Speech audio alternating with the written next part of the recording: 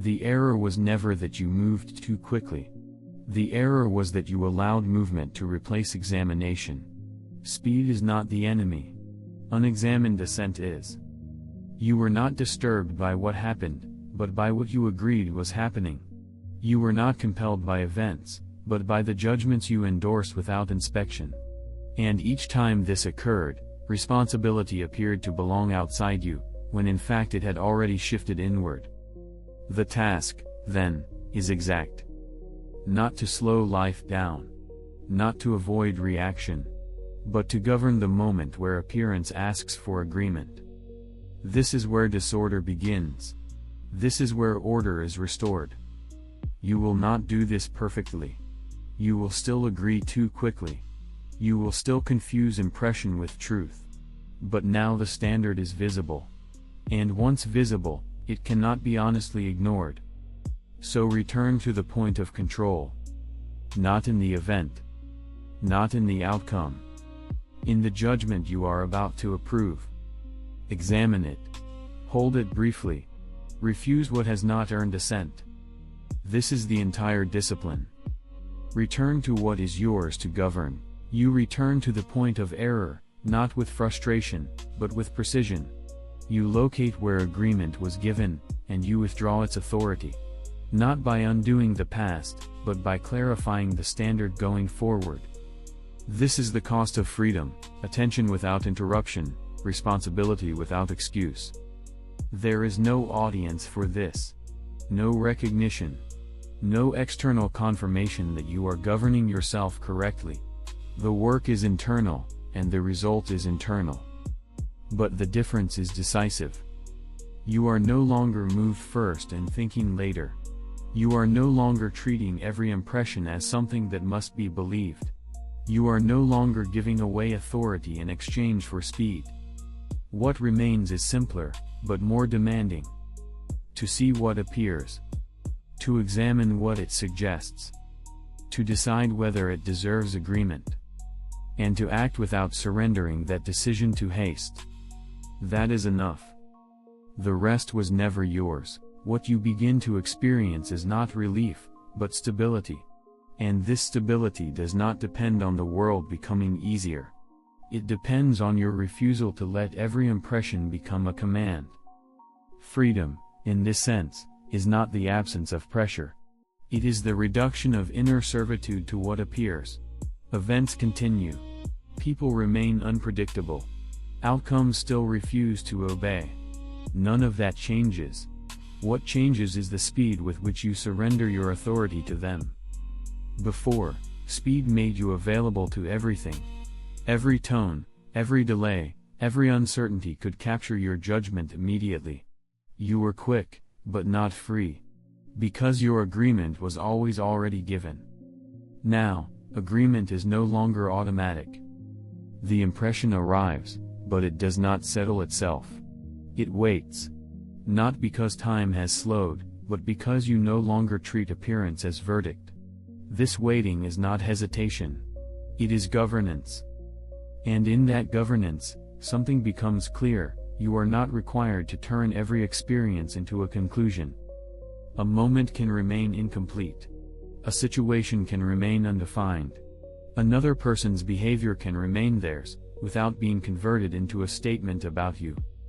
This is where freedom begins to take shape, not as a feeling, but as a maintained position. You are no longer compelled to react at the speed of the impression. You are no longer forced to decide what everything means the instant it appears. The pressure to finalize dissolves, because you have withdrawn the habit of immediate assent. And yet, this is not a permanent state you arrive at and keep without effort. Freedom must be maintained in the same place it was lost, in the moment of agreement. If attention weakens, if examination is abandoned, speed returns. The old pattern reasserts itself. The mind agrees quickly, and the chain resumes: impression, interpretation, assent, reaction. So freedom is not secured once. It is practiced continuously. It does not require perfection. You will still agree too quickly at times. You will still find yourself reacting before examining. But now, This is visible. And what is visible can be corrected. Another requirement follows: distinguish inconvenience from harm. Many reactions gain force because the mind treats minor disruptions as if they threaten something essential. A delay becomes intolerable. A disagreement becomes unacceptable. But what is actually at stake is often minimal. When the mind exaggerates importance, speed increases. Because the situation feels urgent, it demands immediate agreement. This is false. To correct it, reduce the claim. Say, this is inconvenient, not injurious. This is unpleasant, not destructive. This removes the pressure to decide quickly, and restores space for examination. There is also the practice of anticipation, not in the sense of expecting outcomes, but in preparing for impressions. Before entering situations that commonly trigger reaction, recognize what is likely to appear. Not the event itself, but the impressions that usually follow it. Irritation, impatience, defensiveness. By anticipating the impression, you are less likely to mistake it for truth when it arrives. You meet it as something familiar, not as something authoritative. This does not eliminate reaction. It weakens its authority. All of these practices serve one function: to make the moment of assent visible and governable. Because once that moment is consistently governed, something stabilizes. You are no longer carried by every appearance. You are no longer required to resolve every situation immediately at the level of meaning. You begin to move through events without being compelled to finalize them prematurely. And this produces a different relation to freedom. Not freedom as comfort, not freedom as ease, but freedom as maintained authority over your own agreement. Discipline that cannot be observed in ordinary moments is still theoretical. It has not yet entered conduct. The test is not what you understand in quiet reflection, but what you do when impressions arrive without warning. So the practice must become operational. When a situation presents itself, an interruption, a delay, a tone in someone's voice, the first movement is no longer to conclude, but to register. Not this is bad, not this is wrong, but simply, this is what appears. That distinction is small, but decisive. When irritation begins to rise, the instruction is not to suppress it, but to separate it. An impression of irritation is present. This prevents the mind from collapsing the feeling into a verdict. It keeps the appearance visible as appearance. When urgency pushes for immediate reaction, the instruction is, delay agreement, not action. You may still act quickly if required. But you do not have to finalize what the situation means while acting. The event can be handled without endorsing the first interpretation that accompanies it. When the mind begins to construct a story, about intention, about disrespect, about outcome, the instruction is, return to what is actually known. Words were spoken. Time passed. A result has not yet appeared. Everything else is addition. This is how practice stabilizes. Not through dramatic intervention, but through consistent redirection at the point where judgment begins to form. It is also necessary to examine after the fact, without distortion. At the end of the day, or after a moment of disturbance, review what occurred. Not to accuse yourself, and not to excuse yourself, but to locate the exact point where assent was given too quickly. Where did the impression become belief? Where did you stop examining? Where did speed replace judgment? This review is not for regret. It is for correction. Without it, the same pattern repeats unnoticed. With it, the structure of the error becomes clearer. And clarity reduces repetition. If speed has been practiced, speed will take over. If examination has been practiced, examination will appear. So the work is quiet, repetitive, often unnoticed by others. It does not produce visible transformation at once. But it reorganizes the one place where all disturbance is formed. This is why discipline cannot be replaced by intention. You may intend to respond differently. But intention without training dissolves under pressure. The impression arrives, and the old pattern resumes. Training gives structure to intention. It gives it weight. It makes it available when speed would otherwise erase it. And as this training continues, you begin to notice something else. You are less compelled. Not because situations have improved, but because the link between appearance and agreement has weakened. The mind no longer rushes to finalize what it sees. It allows uncertainty to remain briefly, without treating it as a threat. This is not hesitation. It is clarity without haste. And from this position, response becomes more precise. Not slower in action, but more accurate in judgment.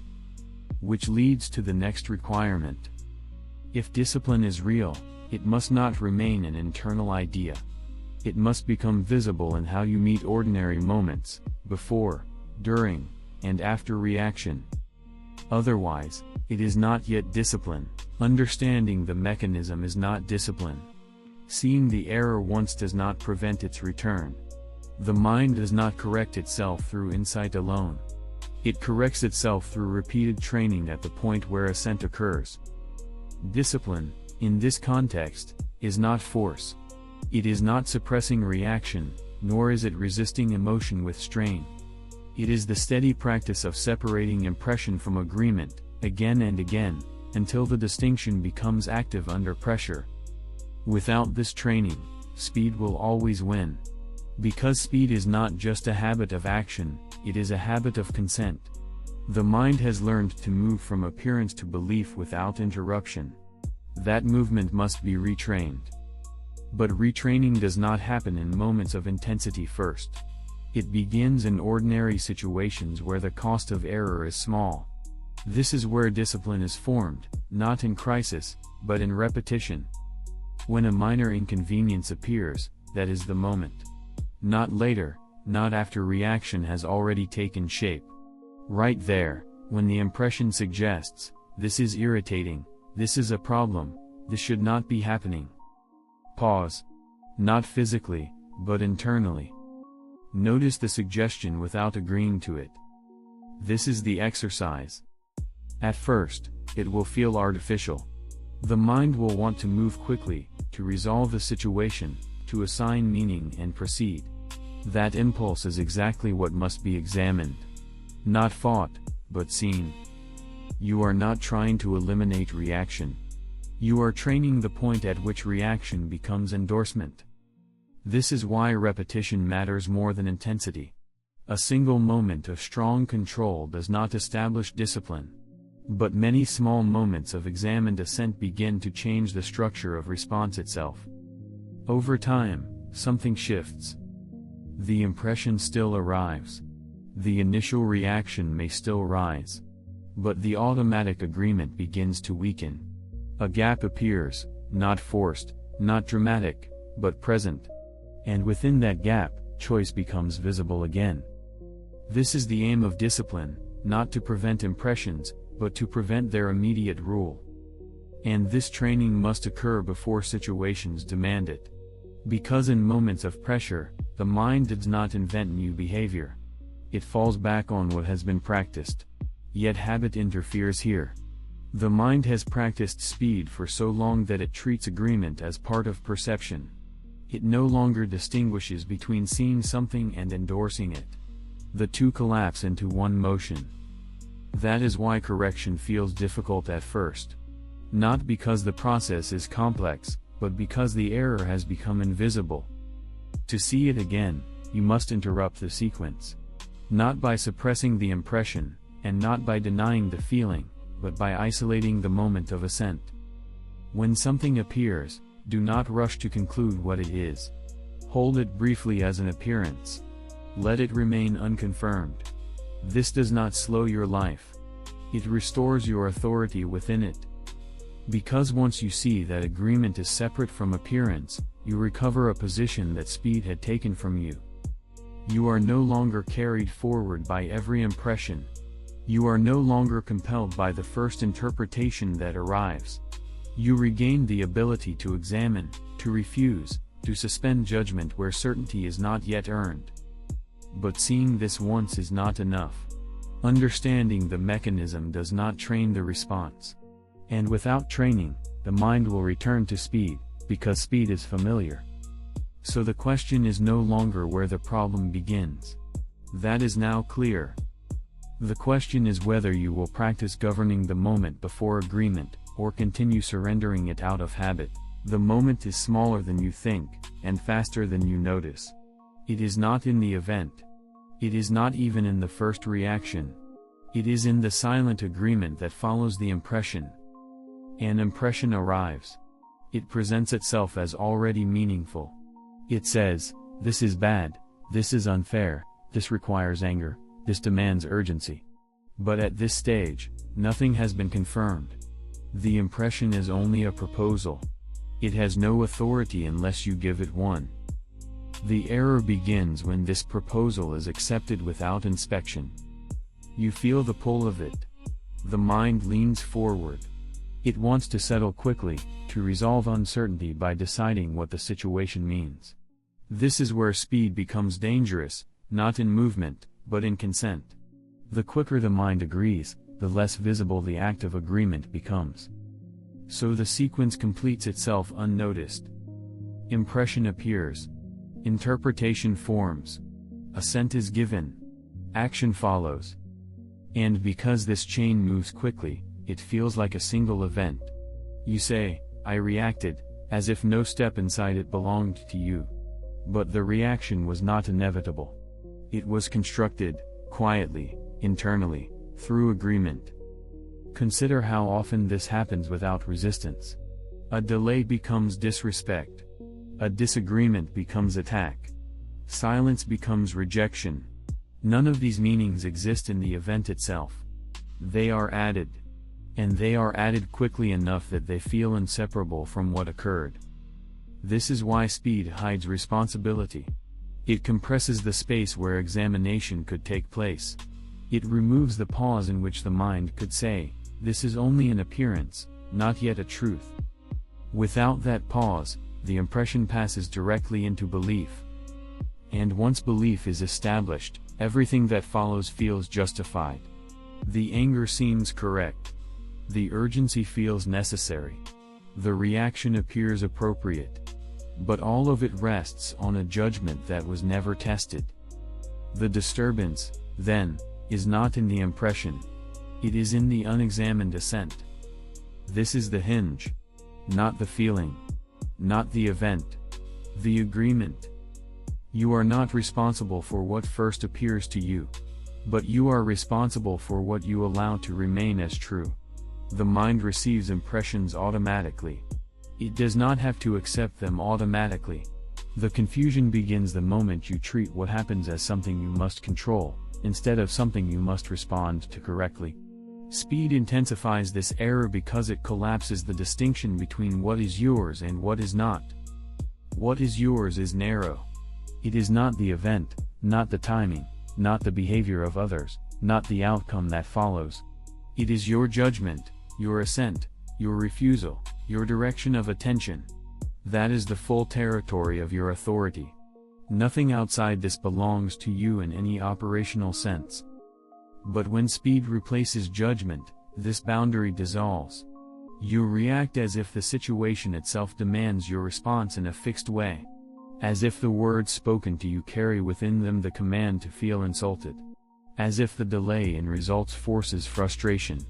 As if another person's behavior imposes your reaction directly into you. This is the error. The impression arrives from outside, but the agreement happens inside. Yet in haste, you merge the two. You do not notice the moment where the impression could have been examined. You skip directly to ownership of what was never yours. Consider what happens when someone speaks sharply to you. The sound reaches you. That is not yours. Their intention, also not yours.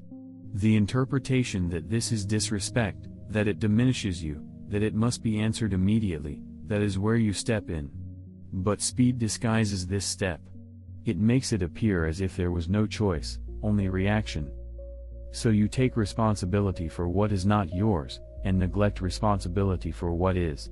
You attempt to correct the other person, the situation, the outcome. Meanwhile, the one thing within your authority, the judgment you just endorsed, goes unexamined. This is why speed produces disorder. Not because fast action is inherently flawed, but because fast agreement hides misplaced ownership. You begin working on externals as if they were yours to govern, while abandoning the only domain where correction is possible.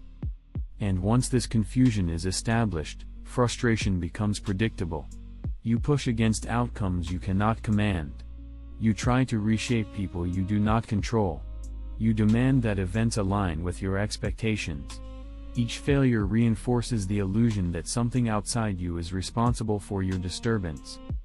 But the boundary has already been crossed, quietly, quickly, without inspection. To restore order, the first task is not to slow the world down. It is to redraw the line. To see, with precision, where your authority begins and ends. Until that boundary is clear, speed will continue to convert impressions into obligations, and reactions into mistakes. And even when this boundary is seen, one question remains unresolved: if the impression is not yet the problem, what is the exact moment where it becomes one? You think speed makes you decisive, but most of what you call quick thinking is unexamined agreement. What feels like efficiency is often surrender. The mind receives an impression and rushes to endorse it, mistaking immediacy for clarity. You react quickly, speak quickly, judge quickly, and call this competence. But speed is not the problem. The problem is that no distinction is made between what appears and what is true. The faster the assent, the less visible the judgment behind it. The error is subtle. You assume that because a reaction is immediate, it must be necessary. It is not. The impression arrives on its own. Your agreement does not. Between the two, there is a space you keep abandoning. This is where responsibility has been misplaced, not in the event, but in the unexamined consent to it. What disturbs you is not speed itself, but the absence of discipline within it. Slow down, not in action, but in judgment.